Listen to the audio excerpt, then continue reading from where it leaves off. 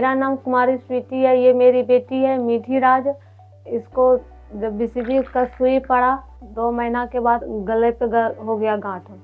फिर भागलपुर में इलाज कराए तो इसको टीबी ग्लैंड बताए। 12 मंथ दवाई चलाओ, फिर उसके बाद कोई सुधार नहीं हुआ तो फिर दूसरे जगह भागलपुर में डॉक्टर को दिखाए तो वहाँ भी पता चला कि इसको कैंसर है। तो कैंसर बोले तो फिर बोले कि डॉक्टर दूसरे जगह जाइए।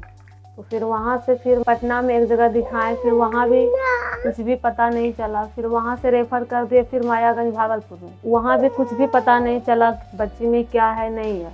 तो वहाँ से भी फिर पटना मेदांता में रेफर किए तो संतोष कुमार बोले कि यहाँ इसको कैंसर नहीं है। तो फिर वो रेफर कर दिए डॉक्टर विवेक सर के पास।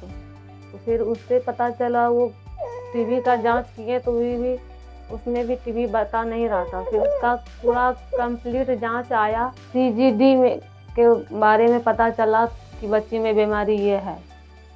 उसके बाद डॉक्टर विवेक सर बोले कि इसका दवाई चलेगा तो बच्चे में सुधार हो जाए। मीठी जो कि 2 साल की बच्ची हैं, वो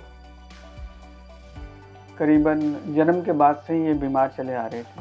शुरुआत में वैक्सीन के बाद गले में गांठ, और गांठ के बाद लूज मोशन के बाद फीवर, और फीवर के बाद सांस लेने में दिक्कत।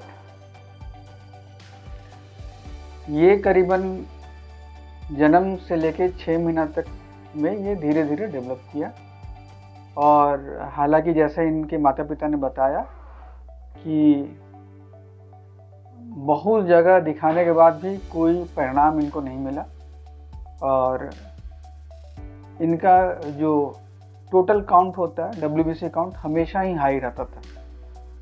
तो इसके लिए इन्होंने और भी जगह दिखाया जिसमें कई लोग ने इन्हें कैंसर सस्पेक्ट किया, और कैंसर सस्पेक्ट करके उन्होंने पहले गवर्नमेंट अस्पताल में गई, फिर वहाँ भी जांच पड़ताल के बाद इन लोग कैंसर सस्पेक्ट किया, लेकिन कोई प्रूव नहीं कर पा रहे थे। उसके लिए ये मेदांता में यहाँ आए, और मेदांता टीम ने फिर यहाँ पे कैंसर के रिगार्डिंग इन लोग जाँच पड़ताल किया, जिसमें कैंसर नहीं मिला। तो अल्टीमेटली हमारे पास ये लेके आए अपने बच्चे को। और इसी बीच में इन्होंने ट्यूबरकुलोसिस की दवा भी खा रहे थे, जो कि लगातार ये 1 साल से खा रहे थे। जब यहाँ हम लोग ने इन्वेस्टिगेट किया तो CT स्कैन में पता चलता है कि इनका एक लंग्स जो लेफ्ट साइड का है पूरी तरह से ख़राब हो चुका है, और राइट साइड का लंग्स भी इन्फेक्टेड है ट्यूबरकुलोसिस के चलते। और पेट में, गले में बहुत सारा लिम्फ नोड पड़ा हुआ है, जिसका बायोप्सी में हम लोग ट्यूबरकुलोसिस को प्रूव कर पाए। तो कहानी ट्यूबरकुलोसिस तक नहीं सिमटती है। आखिर ये क्या बात था कि जन्म के बाद से इनको ट्यूबरकुलोसिस का लक्षण दिखा, और ये 1 साल तक दवा चलाने के बाद भी इनका ट्यूबरकुलोसिस ठीक नहीं हुआ। यहाँ पे एक चीज़ मैं बताना चाहूँगा कि इनका टोटल काउंट हमेशा हायर साइड में रह रहा था, जो कि हम लोग को गाइड किया कि ये कुछ और है। ये इनबॉर्न एरर ऑफ इम्यूनिटी, जिसको क्रॉनिक ग्रैनुलोमेटस डिजीज बुलाया जाता है, और उस लाइन पे हम लोगों ने डायरेक्ट जेनेटिक टेस्ट करवाया, और जेनेटिक टेस्ट में ये कंफर्म हो गया कि क्रॉनिक ग्रैनुलोमेटस डिजीज है, और इसमें रोग से लड़ने की क्षमता कम हो जाती है। और इसीलिए ये बच्चों को BCG वैक्सीनेशन के बाद ट्यूबरकुलोसिस का सिम्टम दिखना स्टार्ट हुआ, और इसीलिए ये बच्चे को 1 साल के ट्रीटमेंट के बाद भी इनका TB क्योर नहीं हो पाया। जैसा कि आप देख पा रहे हैं कि बच्चे में वैसा ग्रोथ नहीं दिख पा रहा है, बच्ची अपने उम्र के हिसाब से वज़न भी वैसा गेन नहीं कर पा रही है।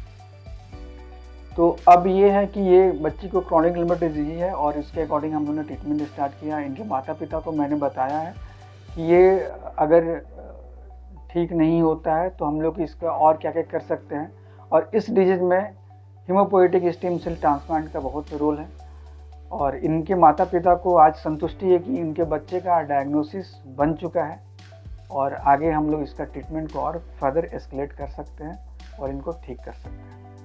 तो ये 2 साल 2.5 साल तक में जिनका डायग्नोसिस नहीं बन पा रहा था, आज हम लोग ने उनका डायग्नोसिस बनाया है कि इनको क्रॉनिक ग्रैनुलोमेटस डिजीज है, और जिसके चलते इसका TB ठीक नहीं हो रहा है। हम उम्मीद करते हैं कि मीठी आगे चल के जल्दी ही ठीक हो जाए और अपने स्वास्थ्य पूरी अच्छे तरह से अपना जीवन व्यतीत कर पाए। 2.5 साल से बच्चे के पीछे बहुत परेशान थे, जबकि ये बीमारी कुछ भी पता नहीं चल रहा था क्या चीज़ है नहीं है।